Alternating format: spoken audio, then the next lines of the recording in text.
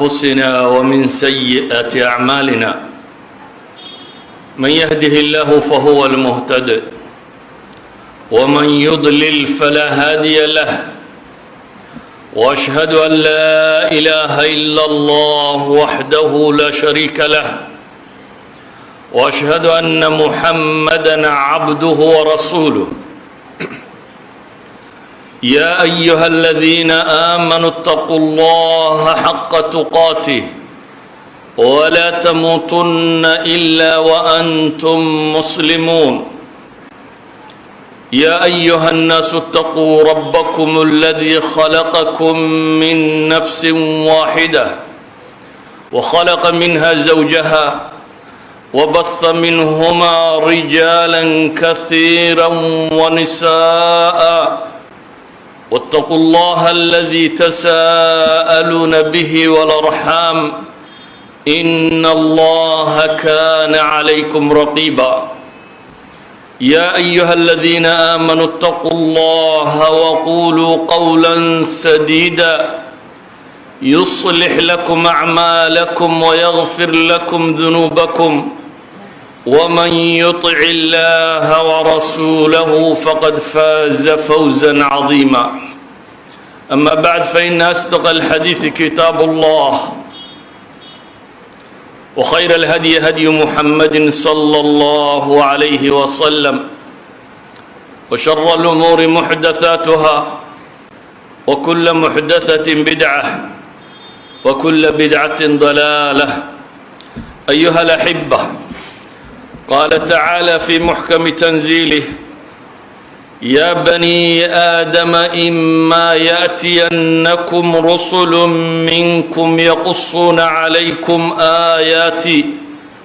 فمن اتقى وأصلح فلا خوف عليهم ولا هم يحزنون أيها الأحبة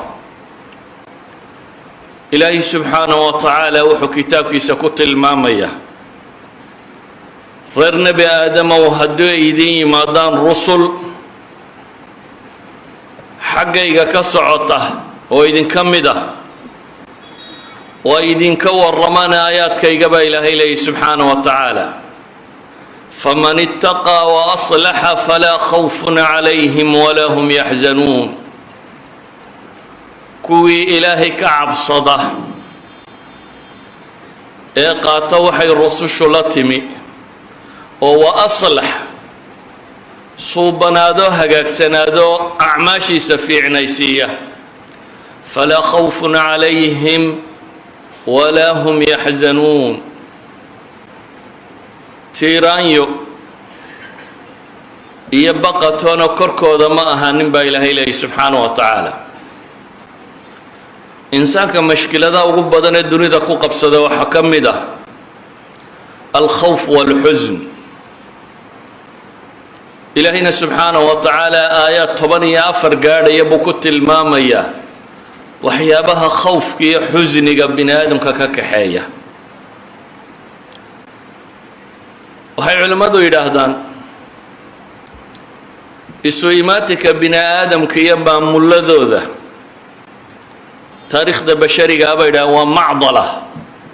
waa dhibaatooyinka ugu waaweyn ee taariikhda bini aadamka soo mara fi kulli zaman wa makaan waqti kasta iyo meel kastaba waayo aadanuhu qumanidu waxay ku jirtaa ilaahay kitaabkiisa markuu ka tago laba mid unbuu maraa bay leeyihin ima طugyaan aw alfawda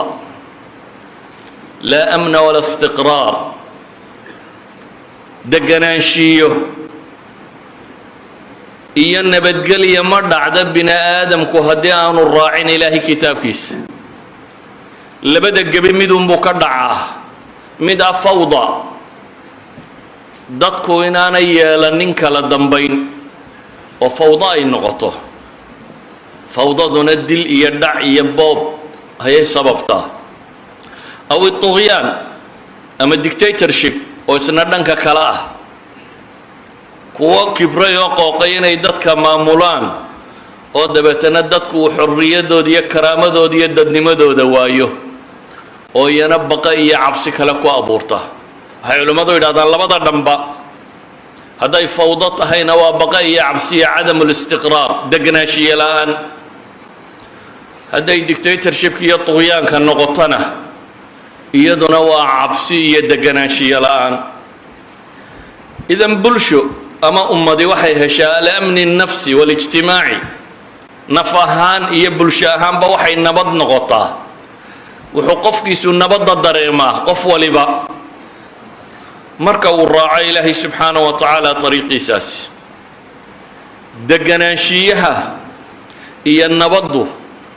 waxay culimmadu ku tilmaamaan inuu yahay sulamu الtaqadumi wاlxadaara horumarka bini aadamka iyo xadaaradiisa sallaanka loo fuulo inuu yahay alidiraab wاlkhawfna dadkoo degi waayo xasilooni la waayo nabad iyo amni la waayaana waa طariiqu takhalluf waa jidka dib u dhaca ee noolaha uu maro ilaahay subxaanahu wa tacaala wuxuu inoogu tilmaamayaa ugu horeyn nabad iyo amniga in ilaahay kitaabkiisa laga helo faman ittaqaa waaslax falaa khawfun calayhim walaa hum yaxzanuun faman tabica hudaaya falaa khawfun calayhim walaa hum yaxzanuun ina aladiina qaluu rabbuna allahu huma istaqaamuu falaa khawfun calayhim walaa hum yaxzanuun alaa ina wliyaaa allahi laa khawfun calayhim walaa hum yaxzanuun xawaali 14 aaya baa ilaahay wuxuu ku tilmaamayaa haddii kitaabkiisa lagu qumanaado haddii diintiisa la raaco haddii rusushiisa la rumeeyo haddii jidka ilaahay uu dadka u soo dejiyay la raaco haddii hanuunka aniga iga yimi aad raacdaan baa ilaahay leeyahy falaa khawfun calaykum walaa antum taxzanuun weeyaan baqa korkiina ahaan maayo murugana korkiina ahaan mayso bale ilaahay subxaanaه wa tacaala nabadiyo amnigu si ay aadanaha faa'iido ugu leeyiin jannadiisa markuu ka warramayo wuxuu ku tilmaamay inay tahay daarta nabadgelyada oo aafaadka dunida ka dhaco dhan in lagaga nabadgelayo lahum daaru الsalaami cinda rabbihim baa ilaahay ku tilmaamaya daar nabadeed bay alle agtiisa ku leeyihin ilaahay wuxuu ku tilmaamayaa wuxuu dadka ugu yeedhayaa inay daartaa nabadeed tahay wallahu yadcuu ilaa daari الsalaami wayahdi man yashaau ilaa siraaطi mustaqiim bale ilaahay islaamnimadaba wuxuu ku tilmaamay waddada nabadda inay tahay saa daraaddeed baa ilaahay wuxuu leeyahay qad jaa'akum min allahi nuurun wa kitaabun mubiin yahdi bihi allahu man ittabaca ridwaanahu subula asalaam jidka nabaddaa ilaahay ku hanuuniya ciddii raacda kitaabkiisa wayukhrijuhum min adulumaati ila annuuri biidnihi wayahdihim ila siraaطin mustaqiim amnigu ayuha alaxiba waa nicma kow waxaa lagu helaa ilaahay kitaabkiisoo la raaco hadday dadku diinta alle si qumman u raacaan kow waxay helaan iطmi'naan qalbiya amni nafsiya naf ahaan bay u degaan naftoodaa xasisha warwaryo tiiraan iyo muruga kuma dhacdo meeshuu u socdaa buu garanaya xagga rabbi inuu ku socdo xaggu ka yimuu og yahay meesha dunidu ku dambaynaysuu garanayaa ilaahay in layswada hortaagayuu garanaya saa awgeed baa ilaahay wuxuu leeyahy وعد الله الذين آمنوا منكم وعملوا الصالحات ليستخلفنهم في الأرض كما استخلف الذين إلهي وحينات المامية ألا وحيدين يبوهي كوا إيمان لقها ليدين كمدة الذين آمنوا منكم وعملوا الصالحات إيمان يعمل صالحة عدي لقها له إلهي وحوب بلن قاضي ليستخلفنهم في الأرض dhulkaa ilaahay khilaafadii saydiin dhiibaya dhulkuu idin dhaxal siin sidii kuwii idinka idinka horreeyayba loo dhaxal siiyey walayumakkinanna lahum diinahum alladii irtadaa lahum diintooda baa ilaahay subxaanaه wa tacaala makansiin doona oo taquwada leh koraysan noqon doonta walayubadilannahum min bacdi khawfihim amna baqahooda dabadeedna ilaahay subxaanaه wa tacaala nabad buu ugu bedeli doonaa shardigu waa yacbuduunanii laa yushrikuuna bi shay-a waa adduunka marka la joogo ilaahay wuxuu leeyahy nabadda adduun baan idinku siinaya aayaadkani waxay ka warramayaan adduunyo aakhirana wahum min fazacin yowmaidin aaminuun baa ilaahay leeyahy aakhirana way badbaadayaan oo fasac iyo dhibta ka jirta labada goorba badbaaday leeyihin baa ilaahay leeyahy subxaana wa tacaala nabaddu iyo deganaanshiyaha siyaasadeed waa gaaya وإسلامك اعتباريا لذاته نغايات كلا الرادعين يكمدي هاي سيدا وقيت بقرآن كآيات بدني وحي كنت الماميان قفكو إنو النبت دين تيسوه له إنو النبضو هلا نفتيسه إنو النبضو هلا مال كيسه إنو النبضو هلا عرضيس يا نسليس يا شرفتديس الضرورات الخمسة ضي علماء كور رمان ومسألة إنو قفكو النبض انتاسي يردنو هلي كره سو رب سبحانه وتعالى كالي وعابده وحانا إلهي القرآن كآيات بدن كنت المامية وها الشرائع دلو سودة جيبا إن يتحي نبضا إن لهله نبضا إن لهله أي إلهي سبحانه وتعالى شرعي وسودة جي نبي الله محمد عليه الصلاة والسلام وحط المامية أدونك إن وحببك مغنين هذا تصدح شيء سلهشه وحادنه الرادية أدونك وصدح ذنب النبي كنت المامية من أصبح منكم آمنا في سربه معافا في جسده عنده قوت يومه فكأنما حيزت له الدنيا بحذافيرها نبي حلي عليه الصلاة والسلام نك وابرسته إسقى معافا آمنا في سربه كوحدي سامه الكيسامة بلشدي سكون نبض قبا وأنا عندنا كبغينين نبض قبا معافا في جسده جدهان وعافمات قبا عنده قوت يومي ما انتاوح عننا هيسته نك صدح داسي سوق كلانتو إنه تلكي يدت كيس اللي جوجا كنا بتغبه وأنا قحنتين بيل درنكو أهين أما كيس كنا بدواين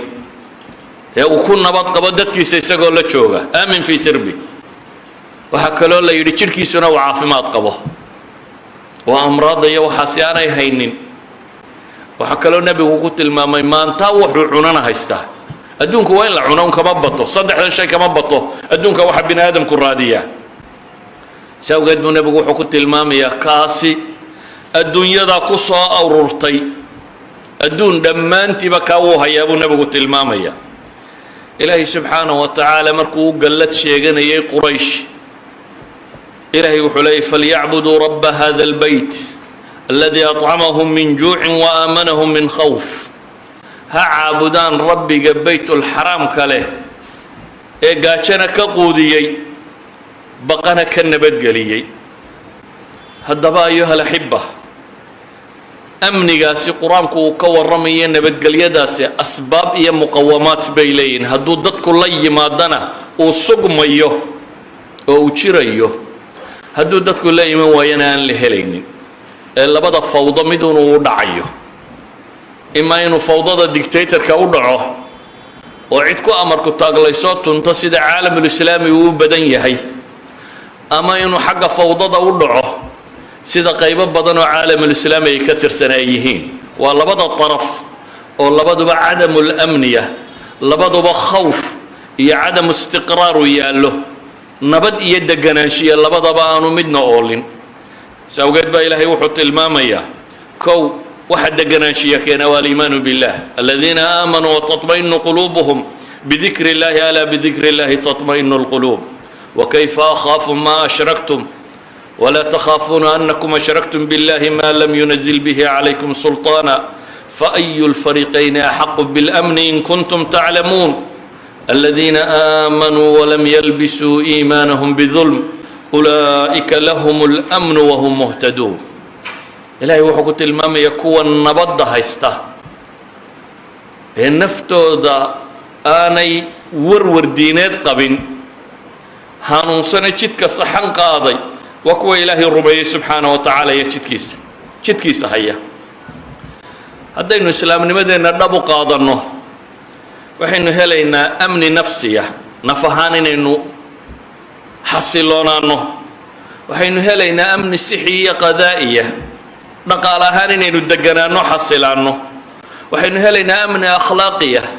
وحين هلينا أمن فكرية وحين هلينا بناء آدم كون نبض ووبا هي دمان تيدو مالك استبقشة عرضكاقية مالكاقية نفتاقية دينكاقو بوا نبد قليان أما هدينو جدك ألا كوي عنه وقادي وينه لبض الطرف كلامدو بينو كدعينا أما الطرف كاف فوضى دينو تاقنانينا أما طرف كاسي dictator ka baynu taagnaanaynaa labadanna bini aadamku inta badan wuu kala tallaabaa mar hadduu xaqa garan waayo ama fawdu ku dhacayo wuu dawakhaa markuu hadhow wareerana wuxuu aqbalaa mid dictator inuu qabsado wuxuu idhaha wartan wax waliba waa dhaamaanay aan marun ka baxno ka kale markuu qabsada nafta isugu keenana waxay idhahdaan kan wax waliba waa dhaamaanay aan ku boobno marka labada dhan mid unbuu taagan yahay se labadaba waxaa lagaga badbaadaa in ilaahay subxaanahu wa tacaala tiisa la raaco saa ogeed buu nebigu calayhi salaatu wasalaam wuxuu ina farayaa inaynu ilaahay diintiisa qaadanno kow oo iimaan laynaga hela iimaankaa asal u ah nabadee laba inaynu yeello alamru bilmacruufi wannahyi cani lmunkar xumahana iska reebno xuma iska reebku waxa weeyaan wixii masaalixa ummaddu aanay ku jirin adduunya aakhiro toona in dadka laga celiyo wixii dadka adduunkoodii iyo aakhiradooduba ay ugu jirtana in dadka la faro saa awgeed buu nebigu calayhi salaatu wasalaam wuxuu xadiidka saxiixa ku tilmaamayaa intuu seexdo kacay buu wuxuu nebigu leeyahay laa ilaaha ila allah waylun lilcarab min sharin qad ikhtarab carab halaag baa u sugnaaday balaayaa soo dhowaatay buu nebigu tilmaamay yaajuuj iyo wamaajuuj baa meeshoodii wax laga dumiyey markaasuu nebigu calayhi salaatu wasalaam in mashaakil iman iyo fitan iyo imtixaan buu tilmaamay haweenkii nebiga mid ka mid ah waxay ku tidhi afa nuhlaku wa fiina saalixuun oo miyaana la halaagayaa miyaanu halaagsamaynaa iyadoo dadka saalixiintii ay nagu jiraan dad wanaagsan iyadoo joogaan miyaan halaagsamaynaa qaala nacam idaa kahura alkhabath buu nebigu yihi calayhi salaatu wasalaam haa hadday inta xumi badato hadday bulshadu inta xun qaban weydo oo sii dayso dabcan waa halaagsamaysaan baa ilaahay leeyahy subxaanahu wa tacaala nebiguna calayhi salaatu wasalaam kaas buu adkaynaya manta waxaa badan kahra alghawaa'iyiina waalmughafiliin dadka xumaha ugu yeedhaya dadka xumaha ugu yeedhaya mushkiladda waxaad ka eegtaayoo keliya social mediahan bini aadamku ay dhegaystaan ama dadku dhegaysto social media waxa laga soo afuufayo bale soomaalidu waa dad dhibtooda ay ka gedisantay dadka kale social media haddaad eegto dadka ugu badan ee la dhegaystaa waa intan waalan ummad dadkeeda waa la dhegaysataa ma jirto ha soomaali ahayni dad waalan oo lagu odhanayo wuu waalan yahay ayaa haddana wuxuu yahay dadka loogu dhegaysi badan yahe la dhegaysanayo nebigu calayhi salaatu wasalaam wuxuu inoo tilmaamayaa amni haddaynu rabno inaynu ilaahay raacno kow inaynu caqiido saliima qabsanno xejisanno laba inaynu alamru bilmacruufi wannahyu cani lmunkar samayno saddex inaynu nimcadaynu haysanno markaasi ku shukri noqno waid taadana rabbukum lain shakartum laaziidannakum walain kafartum ina cadaabii lashadiid وضرب الله مثلا قرية كانت آمنة مطمئنة يأتيها رزقها رغدا من كل مكان فكفرت بأنعم الله إلهي وحو تصالي إنوغو تلمامي مقالا نباد قبتي ودقني وأرزاق ديدو مالك استوغي منيسي لكن إلهي نمعدي سكو كفر دي فأذاق الله لباس الجوع والخوف وإلهي سبحانه وتعالى ددن سيي huga cabsida iyo gaajada hugooda rabbi dhadhasiiyey walaqad jaa'ahum rasuulu minhum fakadabuuhu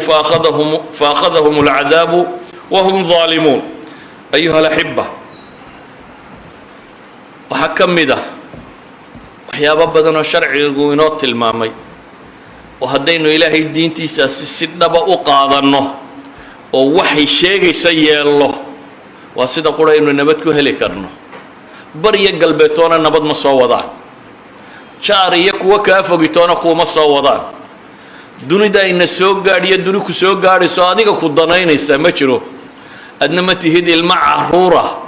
oo wasiyo u baahan iyo cid gacanta qabata caruurtaa la yidhaahdaa caqligooda kuma fille sharcigu wuxuu yidhi cidi ha ka mas-uul noqoto ma caruur baynuna cidi ka mas-uul tahay markaa oo umamka caalamka iyo dunidaynu u yeedhaynaa haddaynan qaan gaadhaynin waa lagu gumaysanayaa lagaa mas-uul noqon maayo ilaahay ha loo toobad keeno oo dembi dhaafa la weydiisto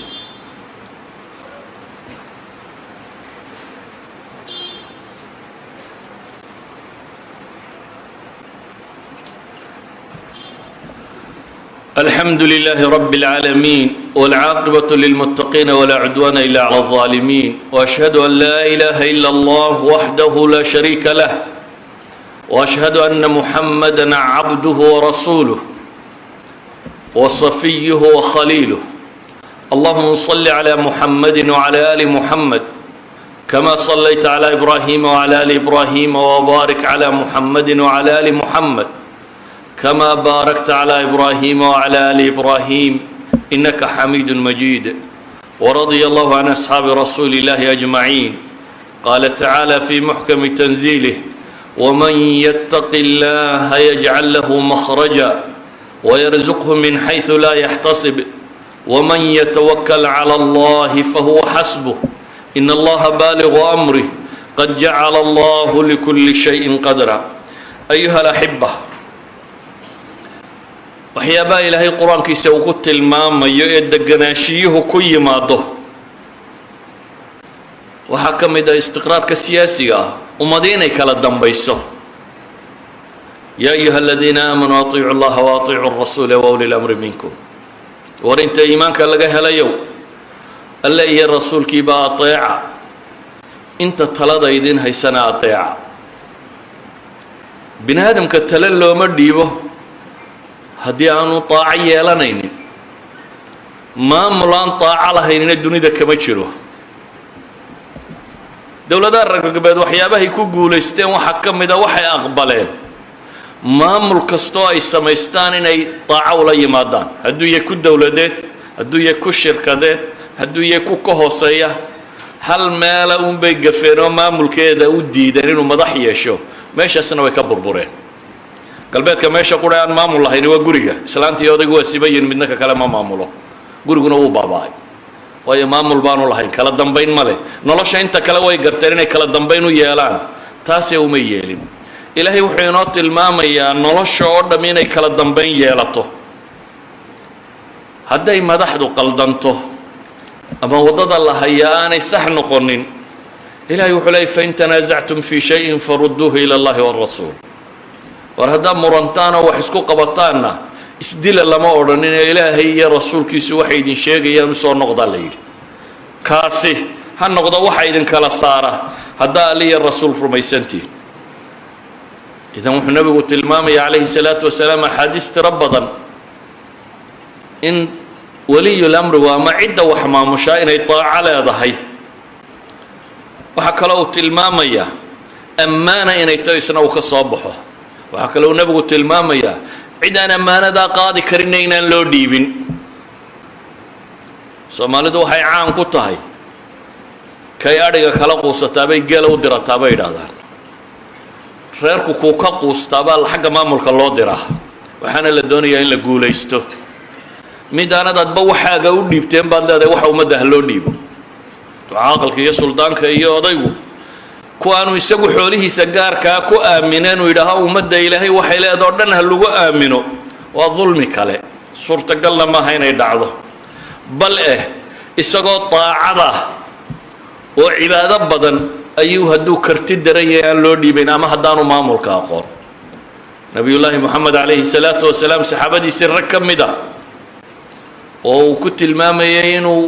ninka ugu hadal cad uu yahay abidar ayuu nabigu ku yidhi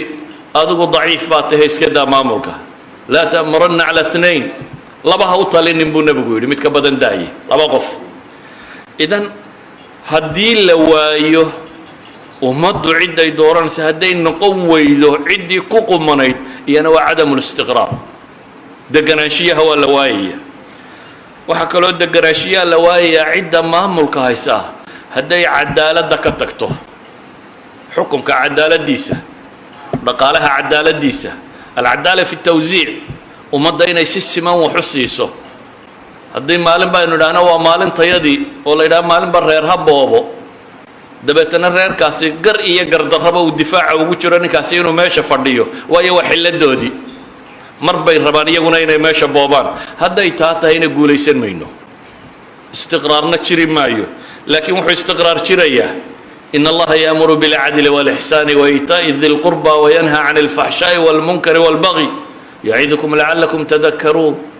waxa ilaahay nagu waaninaya haddaynu aqballo. akhiiran waxaan ku gebagabaynayaa muqawamaadka waaweyn waxaa ka mid ah inta wax qorta ee iclaamka ku jirtaana inay ilaahay ka baqato. iclaamku waa waxyaabaha ummadaha roga, beentan badan ee la faafinayo, warkan aan la hubin ee la akhrinayo, waa waxa dadka dabagediya. iclaamka hal tusaalaan kaasi wuxuu samayn karo. nabiyullaahi moxamed calayhi salaatu wasalaam wa amiinu man fi الsamaawaati wa fi اlardiya الصaadiq الamiin gaalnimadii ama martaan diintu ku soo degin lagu yaqaanay inuu الصaadiq الamiin yahay qabla اlbicثa iyo intii waxyigu ku soo degay baa caan ku ahaa,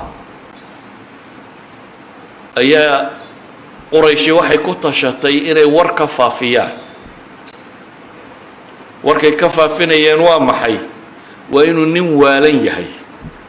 dadka kii u caqli badnaa ee ilaahayba doortay ee bashar oo dhan inta rabbi eegay allahu aclamu xaysu yajcalu risaalata uu dad oo dhan ka doortay ee haddana tahire qalbigiisa jeexaya nadiifiyey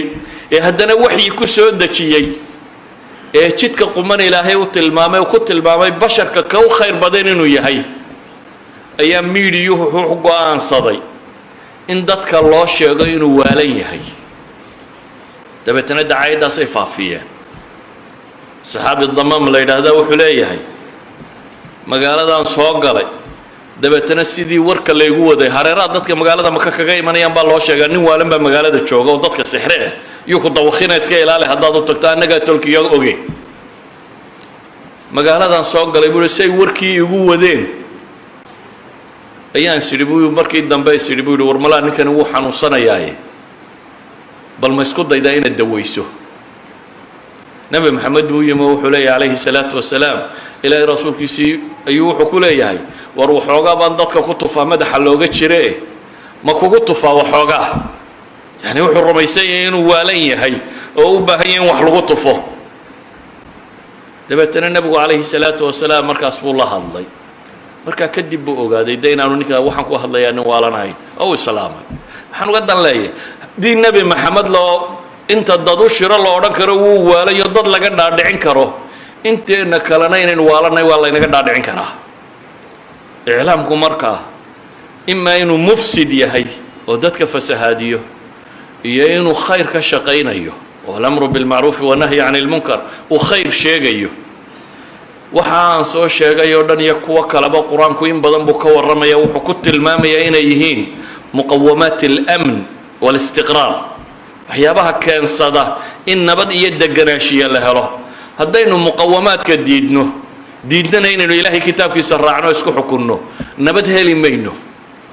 waxaynu helaynaa waa labada dhan un inaynu kala dooranno kolba kaynu ku dhacayno. labada dhan un inaynu kala dooranno, saacadna inaynu fawdada joogno iyo isdilka iyo boobka iyo dhaca, saacadna inaynu joogno maxay mid dictator ah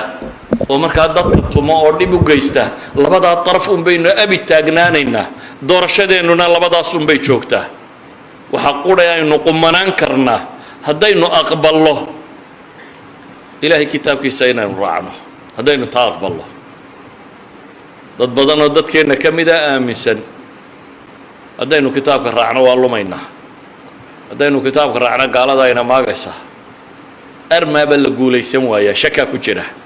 dee kitaab waraar maynu guulaysan weynaa. idan markaa hadday taasi timaadana dee iimaankeenna dib loogu noqonayaa. mar caqiidadeennu sax ma tahay iyo waxaynu rumaysannahay taas baa imanaysaa. haddaynu wixii alla inoo soo dejiyey wa huwa alkhabiiru alcaliim axkamu alxaakimiina oo aan su aqoontiisa wax la mida ilaahay aanu jirin, khibraddiisa wax la mida aanay jirin, naxariistiisa wax la mida aanay jirin, xikmaddiisa wax la mida aanay jirin. haddaynu isaga ku kalsoonaan weyno ma waxaynu ku kalsoonaanaynaa afar qof oo intaynu meel u saarra aynu idhaahno waa khubaradii galbeedka ka timi oo waxbay inoo qorayaan, iyagaa in hanuuninaya. bini aadamka u fiirso, rabu الsamaawaat ayaa waxaad ka dooranaysaa guddi bini aadama meel la fadhiisiyo la yidhi wax qora mahmaa kaanuu, wadaad iyo wabin waxay doonaan ha noqdaan, oday iyo suldaan iyo kuu doonaya ha noqdo. war ma bini aadam baad ilaahay dhinac dhigaysa aad ka shakisan tahay ka bini aadamku inuu ka fiican yahay ka rabbiga? ربنا وحكولي ور كتابا كوسودة الراع رسول هدي دين تماده وآيات كي قايدين شيغان فمن اتقى واصلح فلا خوف عليهم ولا هم يحزنون اللهم أرنا الحق حقا وارزقنا اتباعه وأرنا الباطل باطلا وارزقنا اجتنابه اللهم اغفر للمسلمين والمسلمات الأحياء منهم والأموات ربنا آتنا في الدنيا حسنة وفي الآخرة حسنة وقنا عذاب النار ربنا لا تزغ قلوبنا بعد إذ هديتنا وهب لنا من لدنك رحمة إنك أنت الوهاب ربنا إننا ظلمنا أنفسنا وإن لم تغفر لنا وترحمنا لنكونن من الخاسرين وأقم الصلاة